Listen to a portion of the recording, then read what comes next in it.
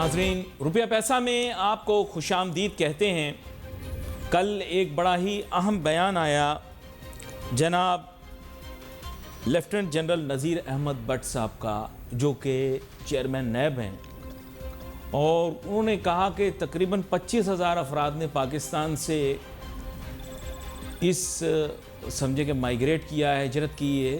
और बुनियादी बात यह है कि वो सिटीज़नशिप बाय इन्वेस्टमेंट अप्लाई किया है, जिससे बहुत बड़े पैमाने पर फ़्लाइट ऑफ कैपिटल हुआ है। तो सबसे पहले तो मैं उनको खिराज तहसीन पेश करूंगा कि उन्होंने रिकग्नाइज़ किया इस इशू को और उन्होंने एक अलार्म रेज़ किया, क्योंकि हमारे जो हुक्मरान हैं, पॉलिटिशियंस हैं, वो शायद इसको एज ए प्रिविलेज के तौर पे पेश कर रहे हैं कि लोग इस मुल्क से जा रहे हैं तो जाने दो। लेकिन जनरल भट्ट ने जिस तरह से ये बात बताई है, ये बड़ी अहम बात बताई। देखें, उन्होंने अलार्म बेल रिंग की है। उन्होंने 2-3 चीज़ों को हाईलाइट किया है। फ़्लाइट ऑफ कैपिटल के साथ साथ उन्होंने कराची के अंदर भी जो नाजायज़ तामीरात हैं उसके मुतल्लिक भी रेज़ किया इशू। ये कैपिटल यहाँ से गया किस तरह से ना?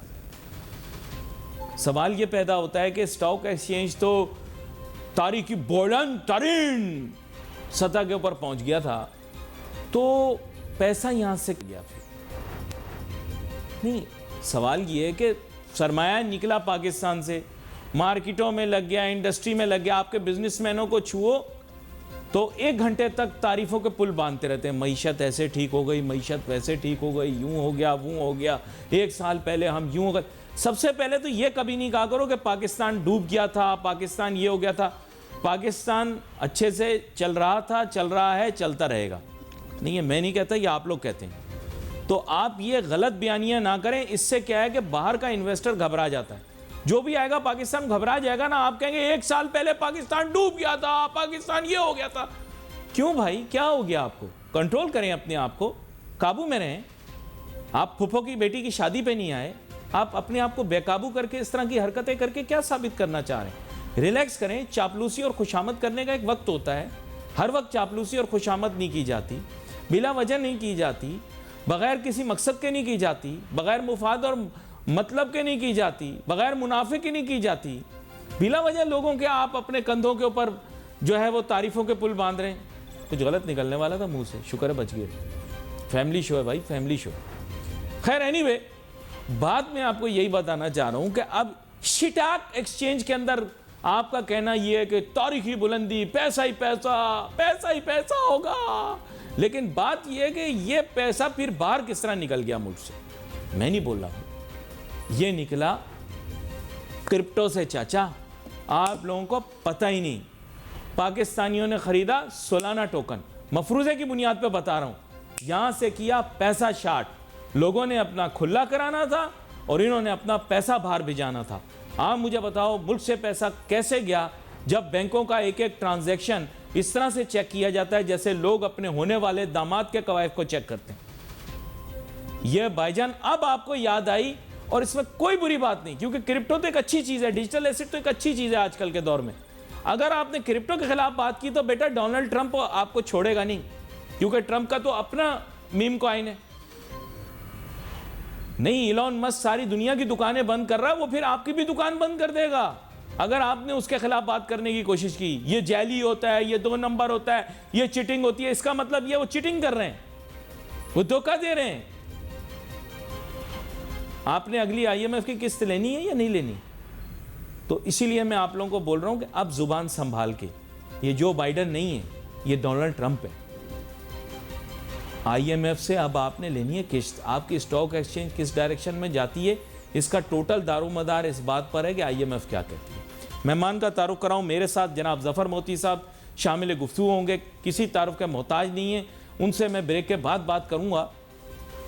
लेकिन जो नुक्ता मैं आपके सामने रख रहा था, वो मैं मज़ीद उस पर थोड़ी आपको तफसील दूँ। अब नाजरीन, इंडिया की कॉपी मारना हमारे लिए लाजमी है, क्योंकि इंडिया किसी खड्डे में जाकर कूदेगा, हमने ज़रूर पीछे पीछे जाना है। ला ला ला, हम भी जाके खड्डे में कूदेंगे, ठीक है? क्योंकि हम और हमारे पास सबूत होगा। इंडिया ने भी तो किया है साईं। 1947 में हमने आज़ादी इसीलिए ली थी ताकि हम वो करें जो इंडिया नहीं कर रहा।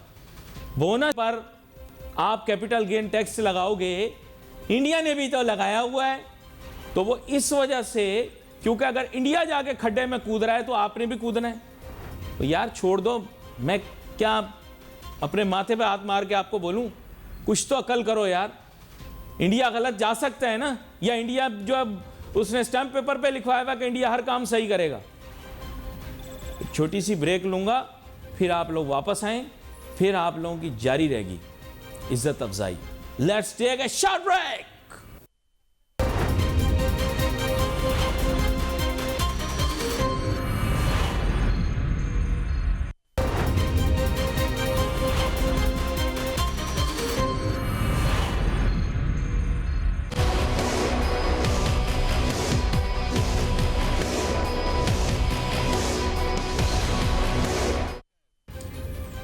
यानी चेयरमैन नैब ने एक बहुत बड़ी मिस्ट्री हमारे लिए सॉल्व कर दी है, और अब I can join the dots together. Zafar मोती साहब मुझे ज्वाइन कर रहे हैं। वेलकम करता हूं जफर मोती साहब। थैंक यू जी। जफर मोती साहब, अब मैं I have join the dots now. ये जो आपके सारे बिजनेसमैन, इंडस्ट्रियलिस्ट और इन्वेस्टर्स हैं, इन दी गार्ब ऑफ ये कि इकोनॉमी बहुत अच्छी हो गई, मार्केट बहुत अच्छी हो गई, इन्होंने चालाकी से गवर्नमेंट को पैसिफाई किया और दूसरी तरफ अपने सारे पैसे बाहर भेज दिए। तो ये इनकी चालाकी थी। मैं यही सोच रहा था कि why they are unnecessarily dancing around and celebrating whereas the economy faces challenges. अब मुझे I have joined the dots after listening to all these things, specially related to flight of capital and all the गड़बड़ेशंस that have been done in the real estate market. क्या कहते हैं आप? देखिए, ये सब मिथ्स हैं कि पैसे निकाल कर ले गए हैं, क्योंकि वो ऐसी जगह स्टक हैं। आपने खुद भी आपने कहा कि रियल स्टेट में फंस गए हैं। तो रियल स्टेट से अभी कुछ, जब से ये हुकूमत या इससे पहले की हुकूमत, रियल स्टेट तो डाउनवर्ड ट्रेंड पर है। रियल स्टेट का जगह उन्होंने इकोनॉमी की जो तारीफ की वो ये की कि भाई वो जो बैंक्रप्सी की तलवार सर पर थी ना, वो हटी है। बाकी काम तो अभी होने के हैं। अभी इलेक्ट्रिसिटी के भाव कम करने हैं, रमजान में अपना इन्फ्लेशन को कंट्रोल करना है और इंटरेस्ट रेट को नीचे लाना है। डॉलर रुपी की पैरिटी जो स्टेबल दिखा रहे हैं, उसमें भी आपको पता है कि इंपोर्ट वगैरह करंट अकाउंट को मेंटेन करने के लिए इंपोर्ट्स नहीं, एसेंशियल इंपोर्ट्स भी बंद हैं। तो ये सब चीजों को तो अभी करना है। अच्छा, let's go by his statement. He said that 25,000 people have migrated from this country bye citizenship by investment. ठीक है। अब लेट्स से हर बंदा $1 मिलियन लेकर गया। डू द मैथ, $25 बिलियन इस मुल्क से चले गए। डू द मैथ, सॉरी मैं मैथ करूंगा। If I am wrong correct me. Hello जी। मैंने कहा सिंपल मैथमेटिक्स मुझे ये कहती है कि नहीं कहती? नहीं, ये बिल्कुल गलत है। इससे 25,000 जो है वो ब्रेन का एक वर्ड जो यूज होता है, वो एम्प्लॉयमेंट ले रहे हैं जो यहाँ से बाहर जॉब के लिए गए हैं। अभी कितने बॉयज एंड गर्ल्स सऊदीया गए हैं। ये हाई एंड के जॉब्स अब ले रहे हैं मिडिल ईस्ट में, क्योंकि इनको पता है यहाँ पर कुछ नहीं मिल रहा है, इनको जॉब्स क्रिएट नहीं हो रही है पाकिस्तान में। क्योंकि आप खुद ही स्टार्ट में बोला कि इकोनॉमिक एक्टिविटी जो है वो बिल्कुल डल है, तो एक्सपेंशन नहीं जा रही है, इंडस्ट्रियलाइजेशन नहीं हो रही है। आईटी का तो आप खुद देख रहे हैं। कैसी बातें कर रहे हैं आपके बिजनेसमैन, इंडस्ट्रियलिस्ट तो नाच गाना कर रहे हैं कि हमारी इकोनॉमी बच गई। वो तो बल्कि वेस्ट वाले तो कहते होंगे यार ये क्या ड्रामेबाज किस्म के लोग हैं, कह रहे हैं पाकिस्तान डूब गया था, हमने इसे वो कर दिया, ये कर दिया। तो इन्वेस्टर कभी खुश होता है इन चीजों से? अगर मैं उससे कहूं यार मेरी कंपनी तो डूब गई थी, तबाह हो गई थी मेरी कंपनी, मैंने बचा ली, ये कोई बात होती है करने वाली? नहीं, तो आपके मुल्क डूब जाना था। आप प्री बजट के जो देखे ना, जब बैंक्रप्सी के करीब थे, आप हम सबकी बॉडी लैंग्वेज देखे हैं, चैनलों में रिकॉर्डिंग तो आपके पास है। बॉडी लैंग्वेज देखे कि किसी को समझ नहीं आ रहा था कि अगर बैंक्रप्सी होती है पाकिस्तान की तो कौन से किस्म के सैंक्शंस लगेंगे। क्यूबा की स्टाइल के सैंक्शंस लगेंगे जहां 20-20 घंटे लाइट नहीं होती थी, या फिर हमें कोई और सैंक्शंस लगे थे। इतनी बड़ी पॉपुलेशन, इतना सा छोटा सा कंट्री, जब लास्ट एक 100 साल पहले एक कंट्री की बैंक्रप्सी हुई थी, उसका नाम था टर्की, और उस सल्तनत उस्मानिया की थी। तो उसमें पूरी 1/3 ऑफ द वर्ल्ड उसके कब्जे में थी और 29 करोड़ अवाम थे। ये तो हम 25 करोड़ अवाम एक पट्टी पर बैठे हुए हैं भाईजान। ये तो पट्टी जैसा मुल्क है कि 4 घंटे इधर जाओ 4 घंटे उधर जाओ तो खत्म हो जाता है। तो ये 25 करोड़ अवाम का बैंक्रप्सी के पास पहुंचना ये हर एक को खौफ दिला रहा था, और यही खुशी मना रहे हैं कि बैंक्रप्सी से बच गए, अब आगे काम कर सकते हैं, अभी हम एक्टिविटी कर सकते हैं। कोई अब ये बताएं किस दिन स्टॉक एक्सचेंज में आप लोग झटका देने वाले हैं कि हम पहुंचेंगे दरवाजे पे और कोई नई स्टोरी बनाएंगे, multiples, interest rate, foreign currency, flight of capital, और फिर मार्केट छोड़ के भाग जाएंगे? ऐसा हो सकता है कि नहीं? बिल्कुल नहीं हो सकता। आज भी देखें कि आपकी मार्केट मजबूत है, जब बलून अप होती है और दूसरा कॉन्ट्रैक्ट खुलता है दूसरे महीने का, तो एक तशवीश होती है और लोग उसको सॉर्ट आउट करते हैं, क्योंकि अब लोगों को पता है कि इसको सॉर्ट आउट के बगैर इसमें एक्टिविटी कंट्रोल कंटिन्यूस नहीं की तो ये फिर कैपिटल मार्केट पर धचकाएगा। लेकिन अच्छा, मैंने सवाल पूछना था, पहले आप लोग हर वक्त लोगों को बुलाते थे घंटी बजाने के लिए वहां पे स्टॉक एक्सचेंज के अंदर, अब किसी को बुलाते ही नहीं है। पहले आपकी तस्वीरें आती थी, कभी किसी गोरे के साथ, कभी किसी गोरी के साथ आप लोग बजा रहे हैं वो, तो अब क्यों नहीं बजाते? यार ये आप डबल मीनिंग वाले सवाल जो है ना मेरे से तो नहीं, क्या ये बड़ा स्ट्रेट सवाल है। आप लोग तो स्टॉक एक्सचेंज के अंदर रोज बुलाते थे अशराफिया को। वही हाजी गनी हाजी उस्मान से आप क्या करो, ये जो है डबल मीनिंग के सवाल के जवाब वो देगा कि क्या बजाते थे ना क्या नहीं। एनीवे, तो वो जो है अब उसका टोटल दारोमदार है हमारी पब्लिक रिलेशन डिपार्टमेंट पर, और मैंने खुद उनको कोई 20 एम्बेसडर्स के, हाई कमिश्नर्स के, अपना जो होते हैं काउंसिल जनरल, वो दिए हैं कार्ड कि इनको पिलाओ, एक कॉफी पिलाओ, इनको भी रिकॉर्डिंग करनी होती है, अपने मुल्क भेजना होता है कि आज मैंने ये इकोनॉमिक एक्टिविटी की है। अमेरिकन भी आने को तैयार हैं, ब्रिटिशर्स भी आने को तैयार हैं। वो अगर एक्टिव नहीं करना चाह रहे तो अभी हमारा कसूर नहीं है। नहीं तो ये मैं आपको कह रहा हूँ, छोटे से एक इवेंट में दे आर हैप्पी, और वो आएंगे नहीं क्योंकि आपने स्टॉक एक्सचेंज बेच दी है चाइना वालों को, और अब आपके पास आने के माने ये हैं कि चाइनीज इन्वेस्टमेंट की इंडोर्समेंट करना जो कोई भी नहीं करेगा। एम आई करेक्ट और am I wrong? You wrong, क्योंकि उनको अपनी कंपनियों को तो जो लिस्टेड है, जो उनकी मदर कंट्रीज से थी, फार्मास्यूटिकल्स थी, कई की जापानीज है, जापानीज का और चाइना का तो आपको पता है। तो जापान तो आने को तैयार है, आज भी वो जापान गवर्नर हाउस गया था। अब ये इनको एक्टिवेट होना है, प्रोएक्टिव इनको करना है कि भाई आप उनको कहो कि सर आप आए, गॉन्ग बेल रिंगिंग की आकर घंटी बजाएं और सुबह का नाश्ता हमारे साथ करें ऊपर बोर्ड रूम में, और हम अपने फिगर्स देते हैं। ये this is the job of public. HR का डिपार्टमेंट में हम करोड़ों रुपए खर्च क्यों कर रहे हैं? इसी चीज के लिए कर रहे हैं ना कि भाई हाई एंड की सैलरी दे रहे, तो इसी चीज के लिए कर रहे हैं कि भाई आप ये सबको बुलाओ, और ये जो एक ही एक्टिवेटेड इंस्टीट्यूशन है गवर्नमेंट के पास, उसकी प्रचार करो, उसके लिए सेलिब्रेट करो। कोई वर्ड, एक सेंटेंस भी नहीं है ना मरियम नवाज के पास, ना शहबाज शरीफ के पास, कोई हुकूमत के पास जो पहले अपने तकरीर में ये ना बोले कि स्टॉक मार्केट रिकॉर्ड हाई पर है।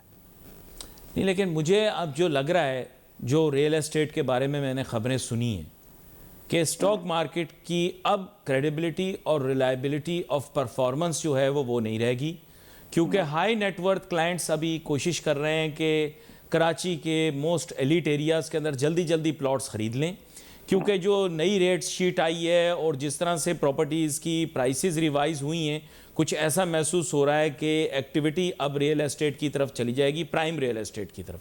क्या ये मैं सही कह रहा हूँ, गलत कह रहा हूँ? मुझे डाउट इसलिए लगता है कि हमारी एक्टिविटी तो चलो वो ट्रांसपेरेंट है, वो सब नजर आता है, डिजिटलाइज्ड है।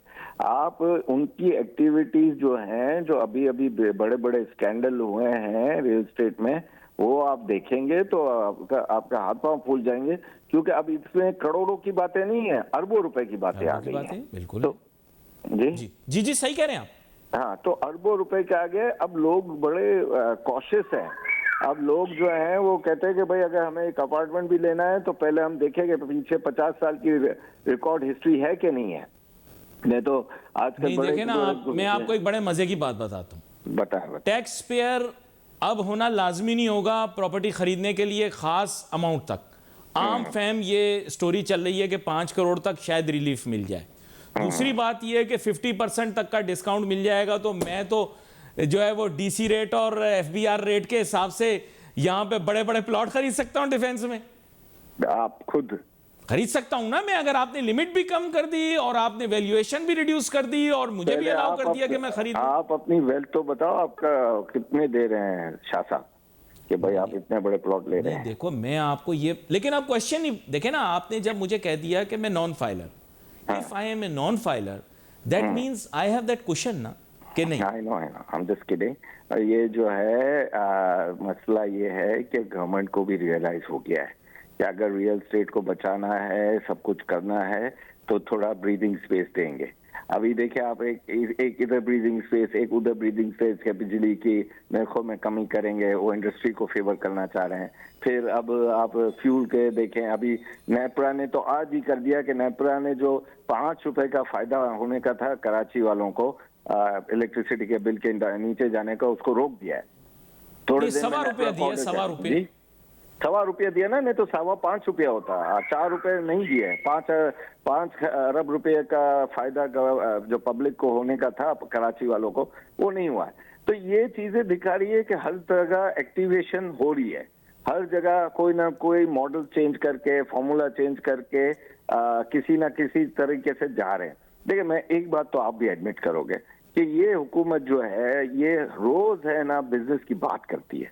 बाकी जो हुकूमतें पिछली आई हैं, आपके दोस्ताना हुकूमत है, वो बिजनेसेस को तो भूल ही गई थी। कम से कम ये कोई ना कोई वो कहते हैं ना आधा तीतर आधा बटेर चला तो रहे हैं, कोशिश तो कर रहे हैं। रोज कोई डेलीगेशन आ रहा है। अभी टर्किश प्रेसिडेंट आया, बड़ी बात है, क्योंकि वो सब फरवरी में ही करना चाह रहे हैं। ये बड़ा अलार्मिंग है कि सारे ही लोगों को फरवरी में बुला लिया। तो रमजान में वो नहीं आते ना, रमजान पाकिस्तान में आकर आंसू आ जाते हैं कि भाई 100 रुपए की चीज 400 रुपए हो जाती है, तो फिर वो जरा। अच्छा मैं शुक्र है आप ये नहीं कहने वाले थे कि लोग रोजे रखते हैं, क्योंकि आपको मुझे दोनों को पता है कि कितने लोग रोजा रखते हैं। नहीं रोजे तो टीवी पे नहीं बोल रहा भाई, टीवी पे नहीं बोल रहा। तरावी में जरा डिफिकल्टी है। यहां पर एक छोटी सी ब्रेक लेंगे, ब्रेक के बाद वापस हाजिर होते हैं और जफर मोती साहब के साथ गुफ्तगू जारी रखेंगे। Let's take a short break.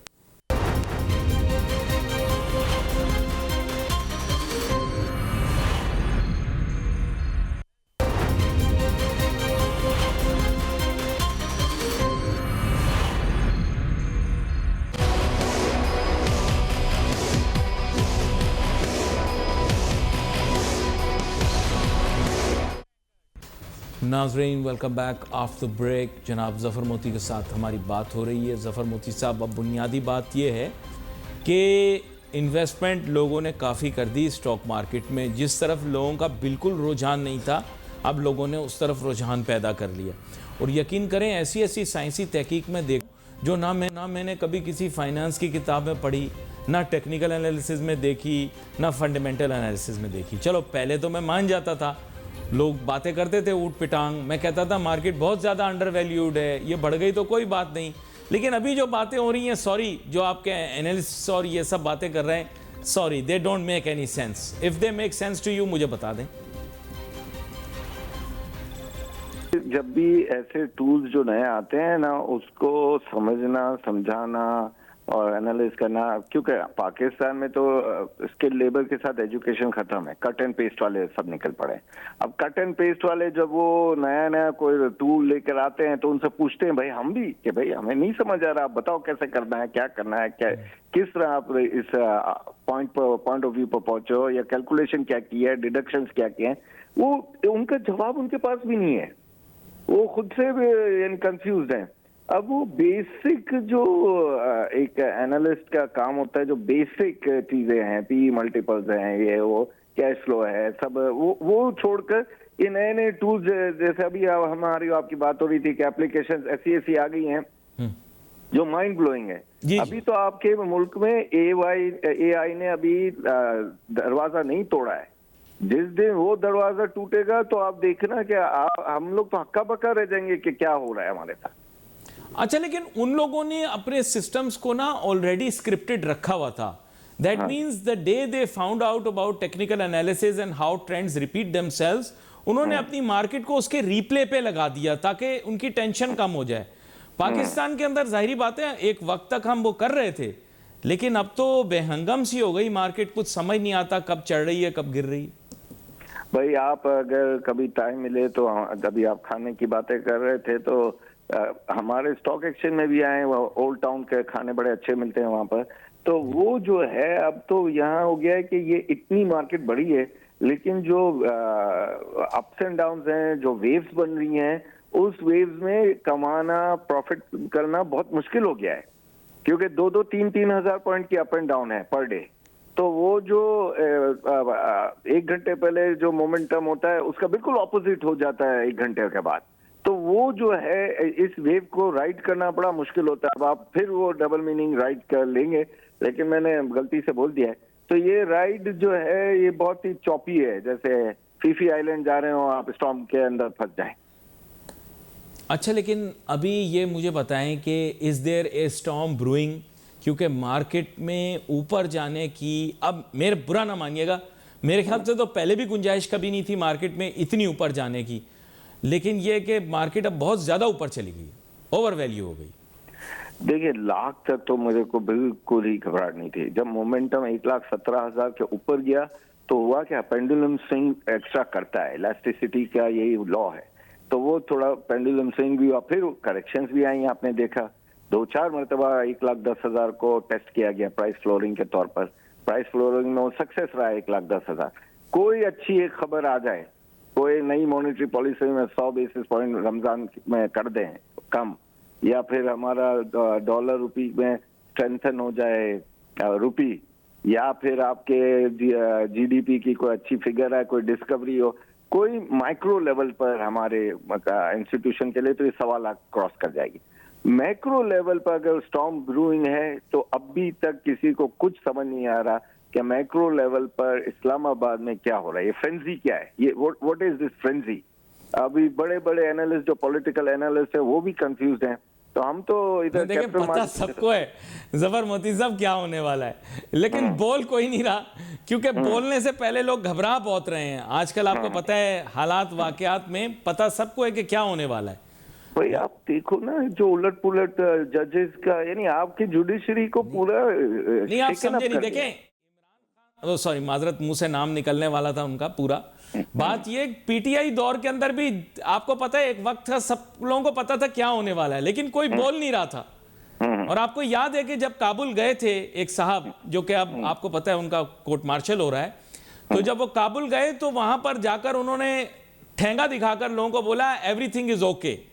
और आपको भी पता था कि एवरीथिंग इज नॉट ओके, मुझे भी पता था एवरीथिंग इज नॉट ओके, लेकिन हम कुछ बोल नहीं पाए थे ना, नहीं पाए थे, तो अभी भी चुप ही रहते हैं। क्या कहते हैं आप? हमारा एवरीथिंग ओके का मेरी लाइफ टाइम में तो 100% ओके तो पाकिस्तान कभी नहीं होगा। ये डोलता डालता वेव एक राइड कर लेगा, एक डुबकी मार लेगा, इस तरह ही चलेगा। मैं आपको बिल्कुल क्लियर बता रहा हूँ कि ये आप एक्सपेक्ट करो कि कोई हमारे लिए कोई मिरेकल हो जाए, ऐसा कोई मिरेकल नियर फ्यूचर क्या, फार फ्यूचर में भी नजर नहीं आ रहा।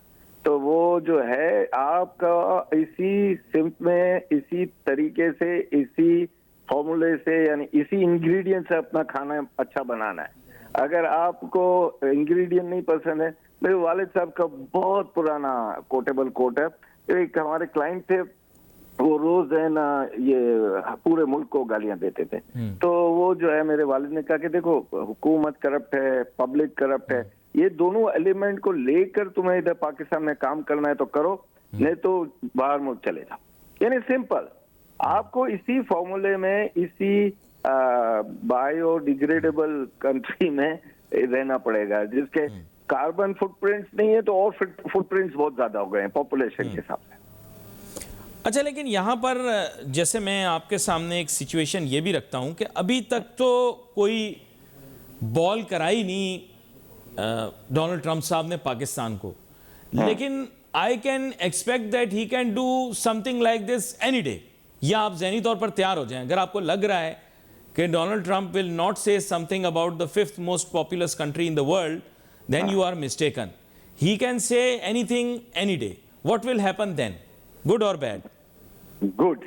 ये आपने जो आखिरी मुझसे पूछा ना, गुड इसलिए होगा कि जो जो कंट्री को डिस्कार्ड कर रहा है ना, वो नहीं आता डिस्कार्ड द फोटोग्राफ, वो डिस्कार्ड उन कंट्रीज को कर रहा है जिससे इसको कोई फायदा नजर नहीं आ रहा। आखिर तो है बिजनेसमैन, मैं तो इसके कैसीनोज में भी गया हूँ, तो अटलांटिक सिटी में है, तो वो जो है बिजनेस के हिसाब से ये जो है देख रहा है कि कौन कौन से कंट्रीज यूं ही पैरासाइट बने हुए हैं अमेरिका पर। लेकिन पाकिस्तान के लिए इसके फॉर्मूला अलग इसलिए होगा कि पाकिस्तान रिक्वायर्ड है अभी भी अमेरिका को, चाहे उसको काउंटर करने के लिए चाइना के लिए, चाहे उसको काउंटर करने के लिए इंडिया के लिए, चाहे काउंटर करने के लिए रशिया के लिए, और चाहे काउंटर करने के लिए अफगानिस्तान के लिए, दाइश के लिए, IS। We are under the assumption that what he will say, since you have become a very positive person, कि what he will say will be a good thing. लेकिन कल आपको पता है हमने ये खबर दबा दी, पाकिस्तान में IAEA के सरबराह की हमारे यहाँ पाकिस्तान के सबसे इंपॉर्टेंट आदमी से मुलाकात हुई, यानी शहबाज शरीफ साहब से, यानी जो वजीर आजम पाकिस्तान है। आप कुछ और ना सोच लीजिएगा। तो आपने देखा timing, what is the timing. साथ ही आपने देखा कि IMF वाली से भी बात करके आए हैं और वर्ल्ड फाइनेंशियल की IFC से भी बात हुई है। तो ये क्या, आप तो समझ गए मैं क्या कहना चाह रहा हूँ, पाकिस्तानियों को समझ गया हूँ। मैं आपको इसीलिए कह रहा हूँ ना कि मैक्रो लेवल पर what's brewing nobody is understanding. ये IAEA को बिल्कुल ही दबाया नहीं गया, बताया गया कि ओह बहुत अच्छा हुआ है। अंदर की कहानी तो होगी कि भाई टाइटन अप योर बेल्ट, सीधी बात है। IMF तो सुप्रीम कोर्ट से भी मिल रहा है, वो तो हर जगह जा रहा है, वो तो अपने भाई बंदे होते हैं ना। मेरे पैसे IMF ने तो आपको बहुत झिड़का है, बहुत डांटा है, कुंडी लगा के बहुत सारी बातें सुनाई हैं। लेकिन हम बता नहीं सकते ना आपको, सर समझा करें आप बात को। नहीं तो ये राइटिंग ऑन द वॉल है। आपके पुराने फॉरेन फाइनेंस मिनिस्टर फाइल जो थी वो गलत थी, पूरी फाइल ही गलत थी, IMF के हाथ में लगी।